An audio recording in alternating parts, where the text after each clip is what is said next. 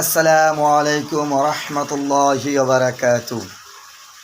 রাসূল পাক সাল্লাল্লাহু আলাইহি সাল্লামের লকবনামা প্রথম আসমান জমিন এক এক করে সপ্তম আসমান পর্যন্ত রাসূল পাক সাল্লাল্লাহু আলাইহি সাল্লামের নাম রয়েছেন। আল্লাহ রাব্বুল আলামিন সুন্দর সুন্দর নাম রাখছেন তার দোস্তের জন্য। তাই আসমানে যার নাম আহমদ, জমিনে মুহাম্মদ, প্রথম আসমানে সফিউল উমাম, দ্বিতীয় আসমানে খাইরুল উমাম, তৃতীয় আসমানে সফিউল ওরা, চতুর্থ আসমানে খাইরুল ওরা, পঞ্চম আসমানে মুজতবা, ষষ্ঠ আসমানে মুর্তবা, সপ্তম আসমানে মুর্তবা। জোরে বলি সুবহানাল্লাহ।